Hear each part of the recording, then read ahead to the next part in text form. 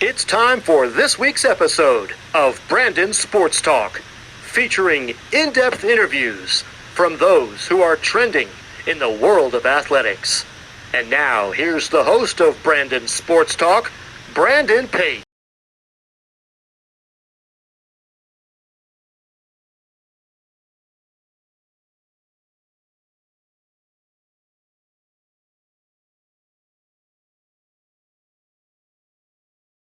Welcome back to Brandon Sports Talk. In today's episode, I have the privilege to interview the Coe College head clay target coach, Coach Patrick Cory. How are you doing today? I'm super. Thank you. I got to get nice to be here. Thank you. Can you talk about how you knew that you wanted to become a college coach in clay target? I didn't actually. I grew up playing football, basketball, baseball, and all those kinds of things. And I got into education. So I was a teacher and I coached football and basketball and track and things like that. And about in 2006, some students approached me about starting a club at the school, and they described it. So yeah, let's look into it. And it kind of started growing, and then the sport itself started growing, so we started getting more involved in it and got parents involved to help us raise money, and we started going to competitions, and it was a blast. So volunteered for that. It was not a varsity sport in our high school by any means, but our school let us put our name on it and on our shirts and all that, and did that long enough where in 2019 spring, Coe College in Cedar Rapids, which is where I teach a high school in Cedar Rapids, Iowa, approached me and said, "Hey, we're looking to start a club." And so I started kind of consulting with them. And with that consulting, I said, "All right, you're going to need these things. Think about this. Here's how this works." I was kind of in a unique position, having started the Kennedy one and been doing it for about 12 years. I knew logistics. I knew, all right, you're going to meet this problem here, and here's what we'll work on to resolve this. And essentially, basically what it might look like and all that. And as it went on, the board of directors at Coe decided they would like to make it a varsity sport. And I was in a position where I was nearby. They wanted to start small, so we're not going to do a full-time coach, full-blown program. I said, that's perfect. I don't want to stop teaching at the school I was at. And so we got together, and so I knew I wanted to do it when the situation arrived, right? So it's not something I'd set out as hey, here's the goal I'm going to go after. It was just a really unique opportunity that I wanted to challenge myself with. What was that experience like for you, going from playing collegiate football to then transferring over and getting into the clay target shooting? I tell you, it was completely different professionally in terms of fundamentals and technique. Like I'd put all my time into helping kids develop to their best potential as a person, right? And that's how I start. That's where I would study. And then if we went to football clinics, we went to football clinics. I coached football for years and years. And the coaching trap, it was always, oh yeah, I got some time. I'm gonna make sure I go to this. I did a clinic and watch videos, and we try and get better as a coaching staff with other parents. We brought on some guys that were really, really good and tried to learn from them. But the hardest part, going from playing collegiate football to coaching collegiate shooting sports, was simply learning. Since I've been hired on, I've been lucky enough to go to clinic with some of the best instructors in the world, and it's very hands-on and take lots of notes. And I come back each year and we do some more clinic. But ultimately, what it came down, that part of it was very challenging. But the part that I think helped was, I'd just go back to, so what was my college experience? And, it came down to, what do I remember best about college football? It was the friendships I had, the meals I had with my friends, the road trips, the card games, the shared experiences of joy and misery, And I thought, I feel like that was something that, if I know kids and I can help develop them, I can help bring an experience like that to them as well. What was that experience like for you, going to the Cedar Rapids and getting to coach on the high school level of clay target shooting? Yeah, it was definitely a learning experience. It wasn't always my primary either. Like my primary was teaching, and then like I said, I had a contract to help coach football, and I had various other coaching contracts for different things. So that experience was like drinking from a fire hydrant, especially the recruiting component of it. Like I'd put 25 years into helping kids grow and develop. And like I had no idea how do you recruit? How do you do these things? So had a ton of help and resources at Coe, and I just reached out, said, teach me how to do these things, teach me how to set this up or create a system. So had a lot of good people that helped me out. What was that transition like from you from going from the high school coaching to getting onto the college level and coaching in Clay Target in the college level? The transition was I understood a coaching season, but I didn't understand a recruiting season, which is 12 months out of the year, essentially, right? And so the time outside of a season beyond professional development stuff and planning that you always do outside of a season and learning from the season and then planning for the next season. It was just learning how to function within like where I find time and make sure I stay balanced with my family and my teaching responsibilities. And I'm still learning that, by the way. Coming to Coe College, what was that experience like becoming the head Clay Target coach for the first time? I tried basically the experience was that's a good question. I can tell you when I sat with my AD, I'm 50 and my AD's right around there.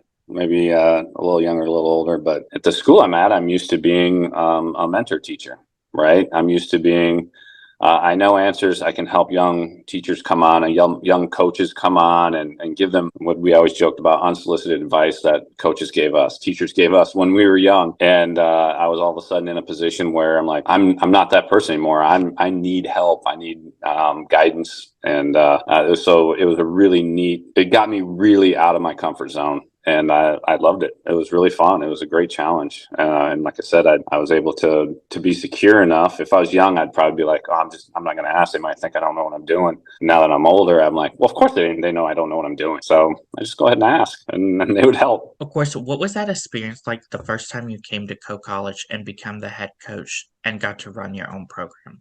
Oh, it was fun. I got to draw on, like I said, a lot of past experience running a program, developing a budget, raising our own money at Coe. We don't have to. We have a varsity budget at Coe, but learning how to manage a budget, manage a team, and doing that, it was fun. It was a really cool experience learning the Coe culture, which is primary to our program. Like, what do we want to be about? Do we want to, Coe doesn't offer athletic scholarships. So what kind of student athlete do we want to bring in?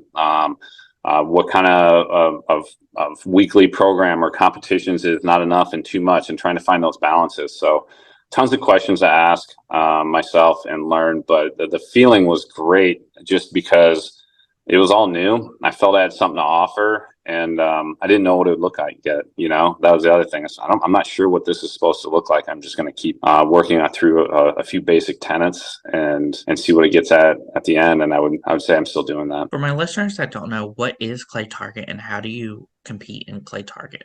Sure. So Clay Target is we use 12 gauge shotguns at the collegiate level. There's other different things you can do with different national sanctioning bodies with different size gauges, or different gauge guns, excuse me.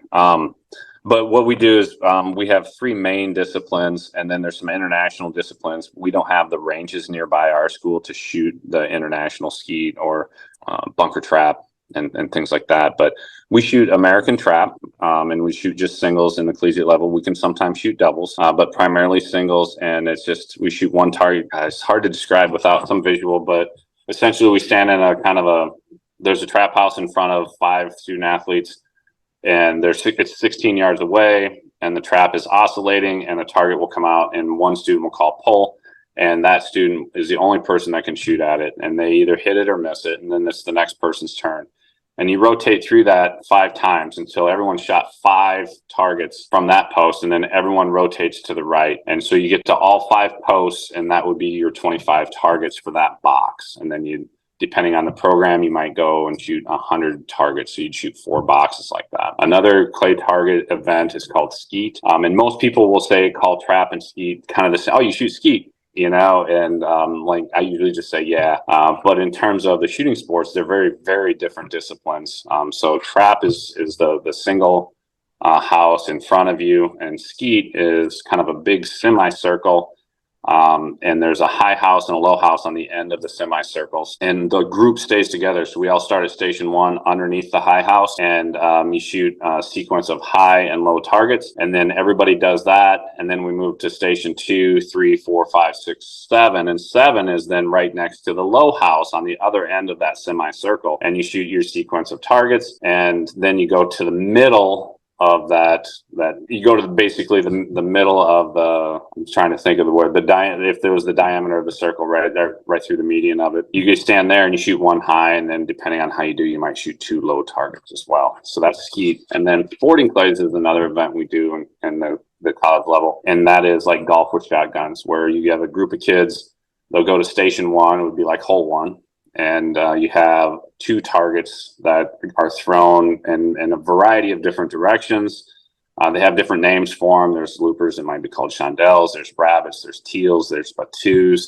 There's quartering targets, crossing targets, incomers, outgoing, all that. And you'd shoot a sequence of only 2 targets at a time, because you only have a gun that would hold 2 shells. And each pair, then you either hit them or lose them, and you might shoot 4 of them, which would be a total of 8 possible targets.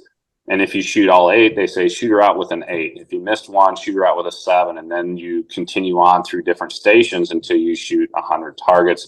And then you have a score out of 100. So those are our 3 main ones we do at Coe. What does a typical competition meet look like at Coe College? The tournaments we typically go to it'll be a 300 target tournament of 100 trap singles, 100 skeet targets, and then 100 sporting clays. And sometimes we might mix in some super sporting clay, which is, you can look it up. It's just basically, instead of 2 targets on a sporting clay field, you might have 3, and there's a menu of what you shoot for each time. So they just tell you different targets to shoot. But that's typically a 300 target event is what we'll do. Of course, on these competitions, are they long day events, or is it one day? Yeah, a lot of times because of the facilities and ranges, they'll be 2-day events. But depending on if the facility can handle that in terms of how many trap ranges they have, how many skeet ranges they have, we might find ourselves shooting the 300 targets in one day. But that's unusual. Usually we end up shooting 200 targets one day and 100 targets the next day, or something like that. As a head coach, what is it like, obviously, keeping the momentum of your athletes when doing 2-day competitions? Oh, that's a cool challenge. We try and make, I don't know, that I think the little things matter, so therefore everything matters. So we would, what it's like, you can only tell a kid so many times you need to get sleep, and they're gonna be like, well, I'm living in a dorm, I'm gonna sleep when the dorm sleeps, but essentially it's something they arrive to on their own. And then in shooting sports, much like golf or other sports, that just being really amped up and running the 100-meter dash, even those guys find some calmness, right? They find stillness in their competition, and you see it on their faces. But for us, it's a neat idea of saying, hey, listen, the only way you know where your peak performance lies in terms of your mental game and your readiness and to do your best when it matters most, which is right now, whether it be practice or competition, is to find the spectrum. And so what is it like helping them? Like, I got to watch them fail. I got to watch them be too loose at times, right? And I don't mean loose like unsafe. I just mean like they were having a great van ride and everything was fun, and they're laughing and they get along well, and they turn around and say, oh, it's time to shoot. Well, you might have been too loose, so we better put that in our journal so we can have that one. That I needed more time to find some calm and some stillness and get myself centered. And other times it might be too tight. So essentially, what is it like to help them to do their best is basically help them with their own awareness, and then help them write it down and encourage that there's certain things we do that are non-negotiable, and leaving ourselves notes, just like when you go to college and you go into a Calc 3 class, you should probably take notes because you're going to need to remember it, right? So I'm like, well, we just competed, we just practiced. Let's take some notes. What worked, what didn't, and leave yourself notes for the next time. So helping them learn, I can't just say here's the pattern and everybody shoots their best. If we all do it this way, it doesn't work. We say here's things that predict. That's a long answer. Sorry. Who are some of the teams that are in your conference that you compete against? Okay, so Coe is a NCAA Division III team. However, obviously, our sanctioning body is not NCAA. But there are some other Division III teams: Wartburg, Simpson, Buena Vista, are Division III teams. There's some NAIA teams like William Penn and Grandview, all in Iowa, that we try and compete against other four-year schools. Now, that doesn't mean all of our schools are equal. That would be considering. So some schools have scholarship money, such as the NAIA schools. Some schools have bigger budgets. Some schools have smaller budgets. But that we're all four-year schools. We know that we're at least saying here's similar age athletes.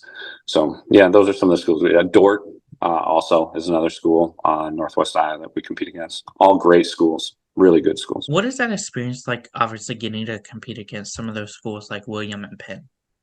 William Penn is one of the best schools in the nation in terms of shooting sports. Steve Heaton is a tremendous coach, great recruiter, and he's got a great budget, so he goes out and he gets some absolutely fantastic student athletes. So what is it like when we compete against them? They beat us, we can't run with them with their program. Schools with similar programs, Simpson and Wartburg, those are really fun. We'll find ourselves back and forth, sometimes different disciplines. They might win, sometimes we might win. At first we didn't. We got smoked every time when we first started competing. And we've gradually grown into saying that we have some individuals and some team aspects that we can compete against with them as well. And if we put it all together, some days we do pretty good. But it's great competition. Dan Martin at Simpson's a great coach. Wyatt Hamley just got hired on it at Wartburg. I haven't got to meet him yet, but Wartburg's got another good program too. So great competition in Iowa, like iron sharpens iron kind of thing. Like there's a lot of really good shooting that happens in Iowa. What does that home competition look like when teams like Wartburg or other teams come to your home facility to shoot? Okay, so we actually we could not possibly host like a 300 target event. Our facility, we can shoot. We have like one skeet range. We would need 4 skeet ranges if we were to host. So we have plenty of ranges to practice at, but we usually have to go to Waukee, Iowa, which is west of Des Moines. We might go up to Cedar Falls, and they'll put in there's some trap and skeet, and then some sporting clays nearby. The one thing that we will host here coming up in September is just a 200 target sporting clay event. We'll invite teams to. In the morning, we'll shoot 100, and then they'll change up some things, and we'll shoot another 100. But so, what's it like? It's really fun. College kids they understand the program.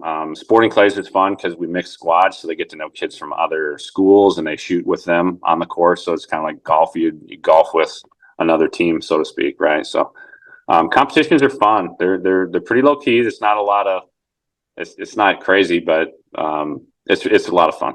Yeah. Can you talk about, of course, the culture that you've built for the clay target at Coe College? Sure. Yeah. Some of the things we can't control. We can't control how good other teams do. We can't control our budget, so to speak, right? We can't control a lot of things, but we said we want to start with what happens in our team is we start by saying we need to be a good person, and then we need to be a good student, and then we need to be a varsity athlete for Coe College, and we keep those 3 things in that order. And then that provides us language. So when we screw up, including me, it gives us the questions. Is that something a good person would do? If someone ditches a yoga workout in the morning and they didn't own it, right? Or they were a no call, no show. So that's not something a good person would do. You don't do that. Or if there's dissension on the team, and a good person would be happy for anybody that's shooting good and support them. In terms of a good student, then our culture is you can't come to practice if your academics aren't right. So is that something a good student would do? Is skip class but then come to practice? No, that's not something a good student would do. So that gives us language, a common language. And then a varsity athlete again is what are the things a varsity athlete would do that we all can do, and it has nothing to do with you can shoot a 99 or 100 straight or whatever. We can't control those things, but we can control, a varsity athlete for Coe College will make sure they review their journals and do a journal entry for every practice and competition and study them. And they'll do their concentration grids and word finds to go look mode. They'll practice their dry mounts when they're not shooting targets, and when they've done their journal, they'll practice mounting their gun with a teammate and do some drills that way. So that's what, if we can build a culture of things that we can control and then create language for it. It predicts. It's not, no season's ever perfect. No team is ever perfect. There's always discrepancies, but it gives us language to share common purpose, allows us to be vulnerable and feel safe. And that even if I don't shoot good, or even if things don't work out always, if I'm not at practice, students will be like, well, they need help on their physics. So of course they wouldn't be here, because that's what a good student would do, is go get help on their physics. And it allows us to forgive, allows us to assume good intent instead of dissension and keeping score of, well, so-and-so, so-and-so. So that's how we try and build our culture. So again, a try. It's never perfect. What does that recruitment process look like for those prospective candidates looking to go into clay target shooting? I'm not perfect at it. And again, there's some coaches that are really, really good at it. But for what's right for Coe is we start by going, are you looking for a 4-year small school? If the answer is no, I want to go to Iowa State, I want to go to a big school, like, okay. And they could be really, really good shooters. Like in the shooting sports, there's been student athletes that have won everything. They would be like the number one quarterback out of Texas doesn't go play football, if you can imagine that, right? Like, they're like, I'm going to go to Iowa State because they have a really good engineering program, and I'm not going to shoot in college. I'm not going to do shooting sports. And so that's not uncommon, right? So the recruiting process is really trying to find students that are looking for me anyway, a 4-year small school experience that has programs that we offer, a culture we offer, and a location they like. And then the shooting sport is the cherry on top, right? And if someone comes in and says, I'm only coming here to shoot, and I was like, ugh, it was a hard school. The academics are high end, and all the kids are smarter than me, which is fun. But anyway, so the recruiting process for me, I've learned is look for people and not scores necessarily. Find people that enjoy the sport, and they can have their own relationship to it. We don't have to only recruit hammers. We don't have to only recruit the all-state or all-American kids. We find kids that really enjoy shooting. And oftentimes for them, it's not their primary, right? They're like, oh yeah, I love playing. I played baseball and basketball, but I also shot a little bit in the spring. It was fun. I'm not going to do either basketball or baseball in college, but because of the nature of the sport, bigger, faster, stronger isn't necessarily a competitive advantage. So our team is co-ed, and some of the girls on our team contribute to some of our best scores. They're really good. Of course, what do you look at in those prospective student athletes when out on the road recruiting them at competitions? Look for the kind of person they are, right? So if that's our culture, honestly, are they a good person? Are they a good teammate? Are they happy for their teammates? Do they exist in a place that isn't 100% selfish? And when you're competing, I believe that's a natural state. I know I was in it when I didn't have a lot of time, because I was always focused on how do I improve my game, how do I improve my fundamentals, how do I improve my conditioning. So we look for good people, and when they're not shooting, right? So when they're competing, everyone has their own level of how they get dialed in. But in shooting sports, there's a lot of time where they're not, right? There's time, other squads are up, and you got to wait your turn and whatever. And just visiting with them, visiting with their parents. I look for good people. And if I find those, then I go, well, what are you looking for academically? And they might go, I want to be a welder. I'm like, well, Coe doesn't have welding. So I know a few schools that do. Let me help you if you want to get in touch with them. A couple of coaches are here. So what I look for in a student athlete is are you a good person? And then we just start moving through the kind of student you want to be, what kind of career you're looking at. As a head coach, what is it like seeing those freshmen put on that Coe College clay target uniform for the first time? Oh, it's fun. And it's also a little bit of responsibility, right? Like, so I wouldn't say I'm like, it's oh, this is special. It's like there's a lot of there's 4 years of growth coming, and having, like I said, been in education and coaching for 25 years. I know that what they're experiencing now is going to change because they're going to grow and develop, and my responsibility is to help them and also encourage them. Sometimes forgive them. Sometimes give them space and allow them to arrive at who they are on their own terms. So when I watch them put on that stuff, I know that I'm responsible to make sure that I can, whatever they want in terms of relationship to academics and shooting sports, I want to help, but know that they need to make it happen. As a head coach, what is it like seeing those athletes after their senior year go on to the Olympics and represent, whether it's Team USA or Canada, in clay target shooting?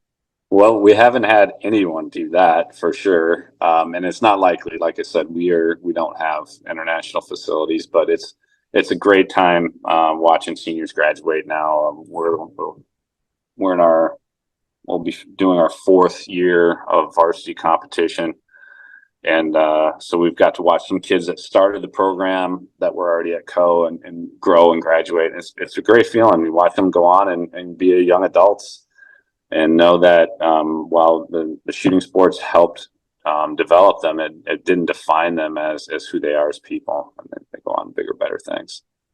What are some of your accomplishments as the head coach so far? I don't know. So far, our accomplishments in terms of people, I would say we're growing a nice group of alumni that I get to stay in touch with, or that go on and get good jobs, benefits, start families, and I would always say that those rewards aren't immediate. You don't see those right away, but as you move on in your career, you realize that the accomplishments aren't things that are usually immediate. You're not going to see it necessarily on a scoreboard all the time. So I would say the accomplishments are that I feel like the program's improved each year. And I would hold it at that. Like each year, I feel like we're improving our program. What are some of your future plans for the clay target program moving forward? Future plans would simply be making sure that we're prepared and stay out front as the team grows. So, like, we started with a very small team. We'll be up to 16 this fall. So my future plans are always to keep learning and anticipating. Different doesn't have to be worse. We've had some really great seasons of kids and culture. Some of it's translated into some really nice scoreboard success, so to speak. But my future plans are to try and make sure that as we change, we find new opportunities because with growth comes some discomfort, right? But you can't grow without being uncomfortable. So my plans are to keep learning from other coaches at Coe and other coaches in other programs to say, how do you manage these things? How do I get out in front of them? What advice would you have those college freshmen out there looking to get started into collegiate clay target shooting? Like high school kids looking to get into college? Mm-hmm. Okay. Academics. Make sure that how you do anything. There's all kinds of corny sayings. How you do anything is how you do everything. So much of the time, someone will put all their effort into this specific sport or fine art, and just say, well, the other stuff doesn't matter. This is what I really care about. And I would argue, and my advice would be, so it all matters. Your academics matter a ton. If you come to Coe and you're not ready, or you're not taking your academics serious, it's not going to work out. You're going to find yourself incredibly stressed, incredibly homesick, incredibly withdrawn, perhaps even, and then thinking nobody knows what I'm going through. Nobody, and then that's not healthy. So my advice would be to say focus on your academics, take what you do serious, but not yourself. Everybody screws up. So if you do mess up, start again. What advice would you have those college freshmen entering their first year of clay target shooting? What advice would I give them? ask for help, and tell them that they're not alone. I think I'm not, without getting too philosophical.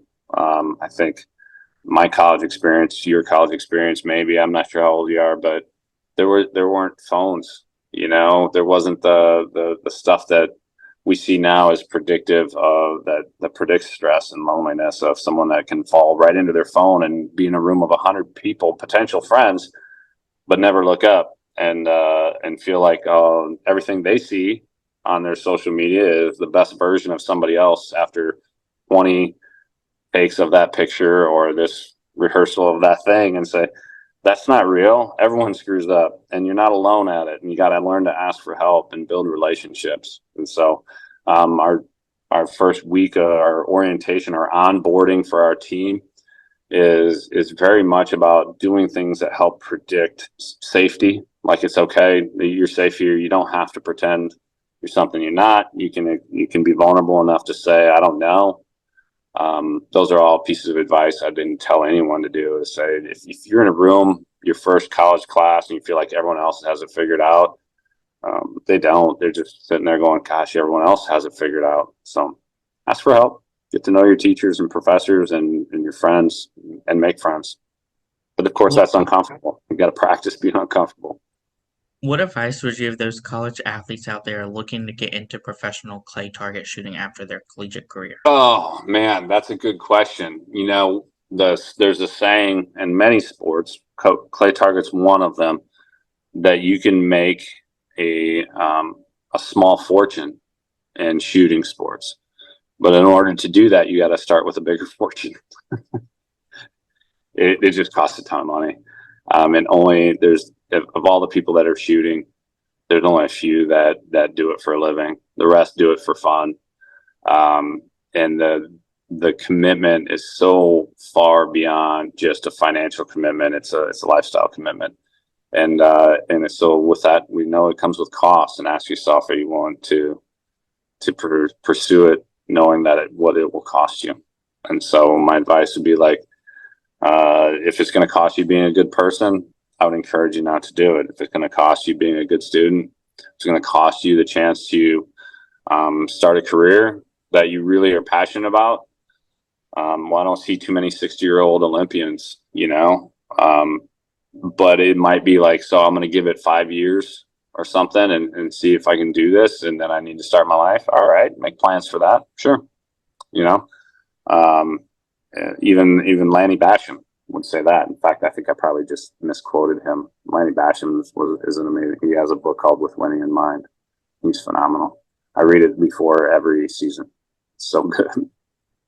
What advice would you give college coaches out there looking to start up their own clay target shooting club program? Oh, ask for help. Find people who have done it. That's the first thing I did. So I coached in high school for a long time. Asked tons of other high school coaches that, hey, what do you do? How do you do it? Everyone loves to talk about themselves, So if you're willing to ask people, they want to help, and it's a program like, essentially, play target shooting, the shooting sports in general. Like, if I was coaching football at the high school level, I can't just call Nick Saban and say, hey, Coach Saban, what are you doing? I can't do that. I don't have access to it. But some of the best shooters in the world and in our country are accessible, and I've called them, and they answer, or they call me back, or they email me back, or so ask for help. Would be my advice. And that was the first thing I did. I went to Dan Martin of Simpson. He'd been coaching for a few years before me. And Simpson is a similar school to Coe. So I called him up, said, I'm coming down if you got time for me, and start taking notes. That's great advice. Where can my listeners find the Coe College clay target shooting program at on social media? If you go to just Coe College and go to, on social media, at Coe Clay Target on Instagram, Twitter. I don't know if our sports information director has a Facebook page. I don't Facebook very well. Not because I don't have issues with that. Just don't. There's only so much time in a day, right? So, but yeah, Instagram and Twitter, or X, or whatever that's called now, is at Clay Target. Thank you again, Coach Patrick Cory, for your interview, and best of luck in your future as a Coe College head clay target coach. Thanks, Brandon. I enjoyed answering your questions. I wish you the best of luck. Thank you. You can find Brandon Sports Talk on Instagram at Brandon Sports Talk, Twitter at Talk_Brandon, and you can find me on YouTube at Brandon Sports Talk. Don't forget to like, comment, and subscribe. Thank you again, Coach Patrick Cory, for your interview and best luck in your future. Thank you. You've been watching Brandon Sports Talk. Please feel free to like, share, and subscribe to Brandon Sports Talk on social media and on YouTube.